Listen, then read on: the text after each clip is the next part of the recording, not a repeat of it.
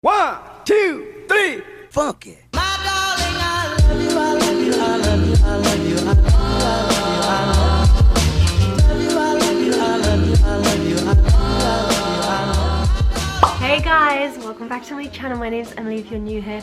Welcome to episode 2 of planning my wedding. Sounds so weird to say that even now. So the next stage, now that I have a date, I have to prepare the save the date things, so all those invitations need to go out.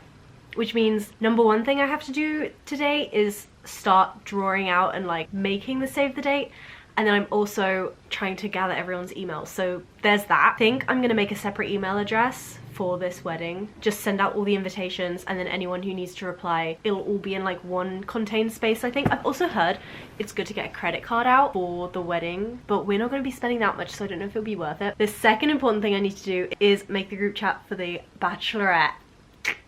This I'm the most excited about. I'm getting almost every single one of my friends hopefully going to be able to make it, and they're going to be added to this group chat, and they want to do the planning. They don't want me to do it, so I'm just going to leave it to them. But that means the first task I have to do is write a message introducing everyone to each other and giving them all a bit of a backstory of how I know them, just so that when I put them all in a group chat together, it's not just like what is going on. Oh, I need to put on my engagement ring. I always forget. I think what's happened is occasionally I'll have a phase where I wear rings all the time, but that only ever lasts like a week. So I was wearing my engagement ring for a week, and then my brain went, okay, well, you're done with the phase now, like no more rings. And I'm like, no, I have to keep wearing that. So so the first thing I'm gonna do is write on my phone just about a sentence for each girl who's going to be added to this bachelorette group, and then create the group.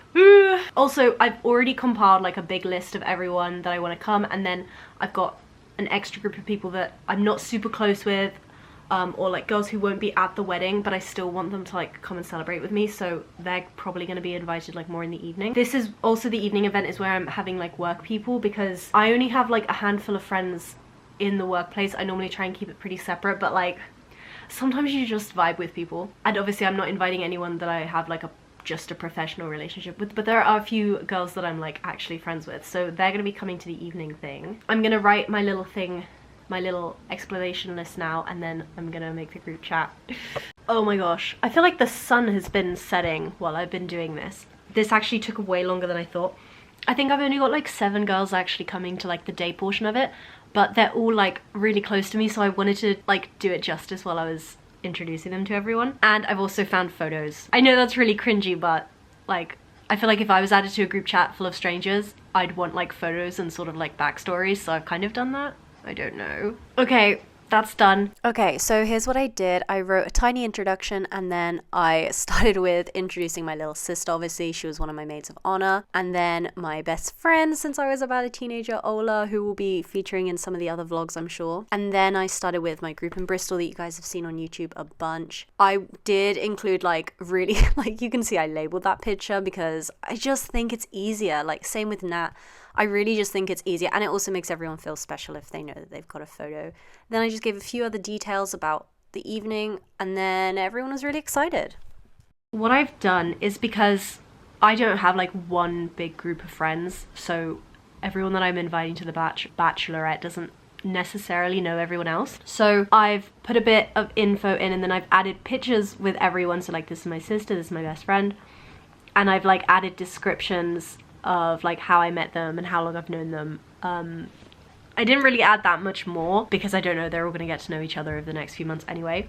But I kind of see this bachelorette as like a bit of an icebreaker for the actual wedding, so that on the day of the wedding, when there's all that stress, at least I know that my friends already know other people there. Also, within this group, I have a lot of people who are really good at planning stuff. Like one of my friends, Michelle, does like the events and stuff at her job, and my friend Maria is the most amazing planner ever. So I have like such high hopes, and I think it's all gonna go okay. Also, everyone's nice, nobody's like a liability or anything, so it should go fine. I'm also probably gonna get my sister to like keep me updated. But yeah, I've just basically said, this is my maid of honor, this is my like loosely said that my best friend is like my secondary maid of honor. There is another girl, one of my other best friends, who lives in like Paris and Lithuania. She goes between the two.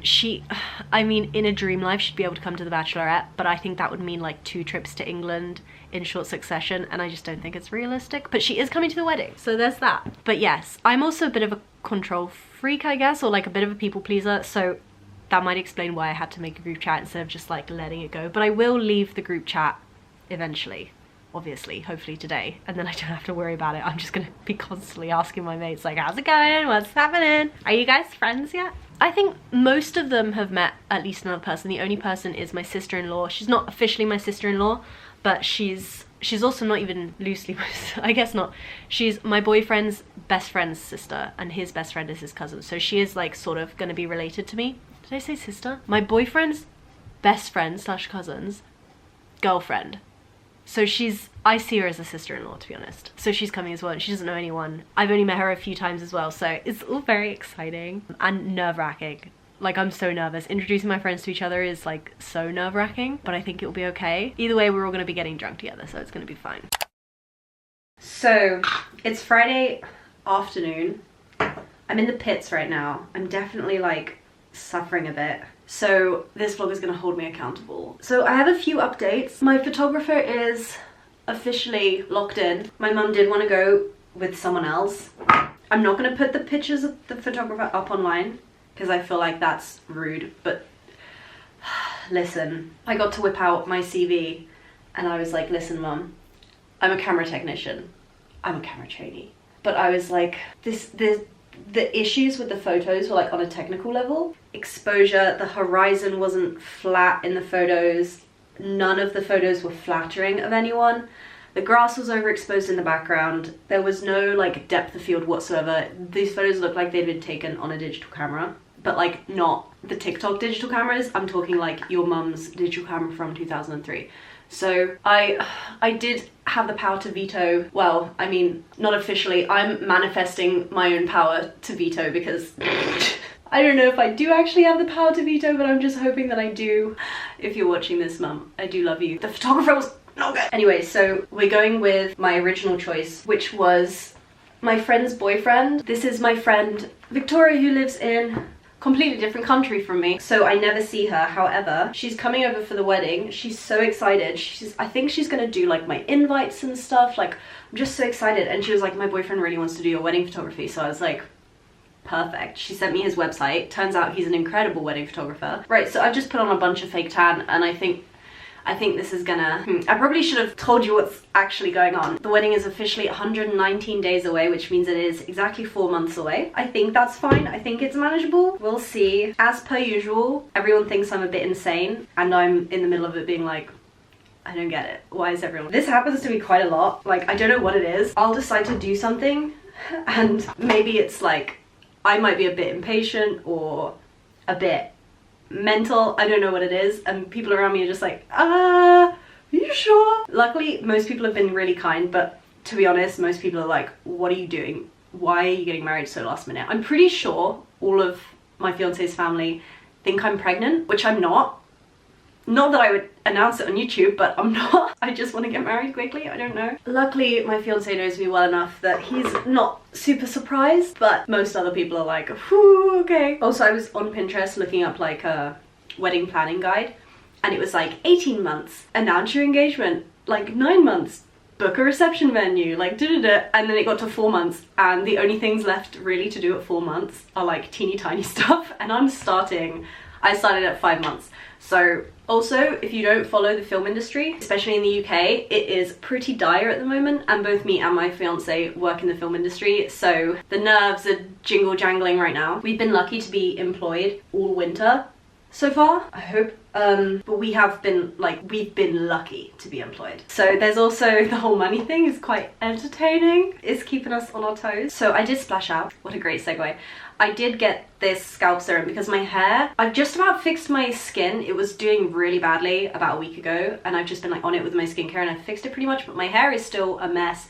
I have come to the conclusion that I've been over moisturizing it because it just, no matter how well I treat it, it just looks stringy at the ends. So I've stopped conditioning it for a while because I'm also using this leave-in conditioner, so I have a feeling like that's just too much. But I use this to detangle. I've used this forever, it's absolutely the best. But I've cut conditioner out of my routine for a while, and I'm only using purple shampoo, which shouldn't be super moisturizing, so we'll see. Anyway, I got this scalp serum from Uwe. This was a splash. It was £48, but if it actually does what it says it should do, then it should be a bit of a lifesaver. So I'm It says to just put drops all over your head, wet or dry. Drop daily on your scalp for best results. Apply drops of syrup down the part. Oh.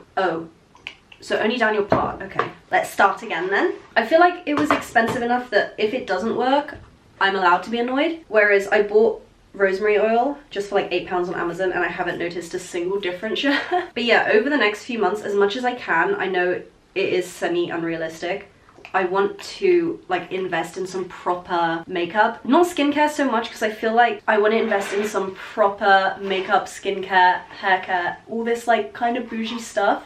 But that completely depends on essentially how many TV shows they make in England this year.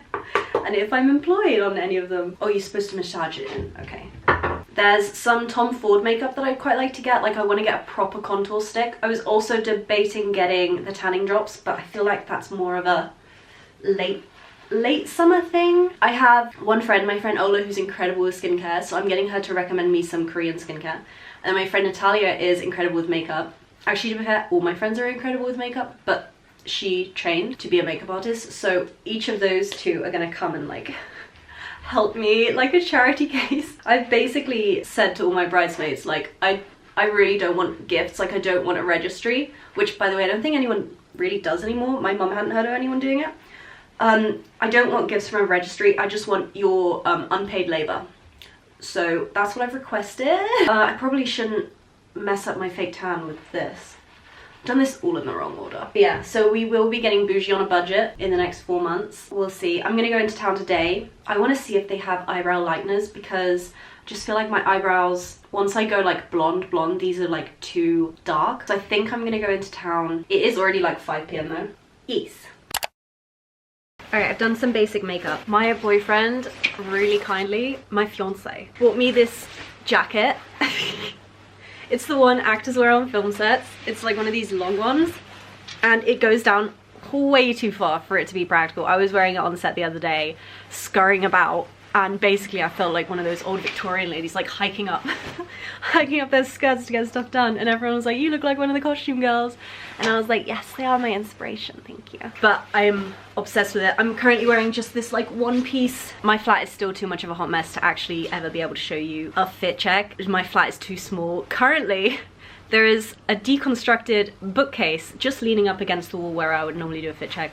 There's also a bunch of stuff to donate, so the house is giving tip right now, so a lot of my fit check today is gonna have to be imagination based. I'm in the process of doing my big spring clean. Here's my Kindle. I'm reading Anna Karenina at the moment, as I have been for months. This book is ginormous, and I wanted a physical copy so that I could kind of gauge how far I was getting through it. So my mum managed to find it. I now have a physical copy of Anna Karenina, and it's actually the type of one that I really like. Look at this book. Do you see why it's taking me so long to read it? I am like not disciplined enough to be reading 100 pages a day like I did with War and Peace, which by the way I would recommend. That's a really good way to read a book. If you just force yourself to read 100 pages a day, you'll get through, like I got through War and Peace in like 4 months. This one is amazing though, really good. Just the same as War and Peace, like just entertaining, love it. I'm just not making the time to read it. But I do read it on set, which is ironic because I shouldn't be reading at work, but I've been working on a show at the moment that is, it's a period drama, so there's a lot of talking and staring and walking and talking and pausing pregnantly. So sometimes during those takes, instead of being on my phone, I just want to read something, so I do that. Alrighty, but yes, this jacket from Superdry, 10 out of 10 would recommend. Not practical, but one of the guys at work said I look like a young, what did they say? A yummy mummy soccer mum. That's the goal. That is the goal. I was telling everyone my goal is to just be a yummy mummy. Career goals? That is my career goal. I'm joking. Chill out. Okay. Hello, I got back. I didn't vlog any of it. It was raining, so I didn't think it was gonna be like the best thing. I'll do a little haul for you guys, but I think first I have to shower this fake tan off because you can't really tell. I'm definitely brown. I also, just when I got in, tried to do my eyebrows with an actual pencil. I think they turned out well. Maybe this is just easier than trying to get them lighter, I don't know. Anyway, okay, time to shower this fake tan off. I'm actually really disappointed in how this fake tan turned out, like borderline no different. I don't know if they've changed the Bondi Sands formula, but I feel like it just doesn't hit the way it used to. I've got my non-alcoholic wine because I'm not drinking at the moment. I don't think I've drunk since New Year's. I wouldn't be tracking it, except that's like an easy way to track it. These stripes are so anesthetic. Like, it would be so good to get like a thumbnail right now, but it's just not gonna happen. All the stars and stripes right there. And then my laundry dryer in the background. You guys, one day I'll get a nice flat and my thumbnails will be the easiest thing in the world to do right now. I haven't actually talked that much about wedding stuff. I think at the moment it is kind of like overwhelming. Like, I don't know if it's to do with my cycle. I'm just in a phase where like I want to be at home alone. I want to be cowering. I am cowering away in my little basement flat, just alone. So the idea of walking down an aisle right now with like 70 people looking at me is horrendous. I know this is ironic because more than 70 people are gonna watch this video, I hope. I don't know, it's a bit nerve-wracking. Yeah, right now it doesn't sound too appealing. Right now, like, I think loads of people are telling me to make me feel better, like, oh, it's your special day, it's all about you. And I'm like, oh, could it be about someone else? Like, it is making me nervous. I'm gonna edit my little TikTokies, I'm gonna do my little voiceovers, and then go to bed and hopefully wake up tomorrow in a new stage of my cycle. That would be really nice. And obviously this vlog will be continued. I'm gonna keep updating you guys on wedding stuff as and when it happens.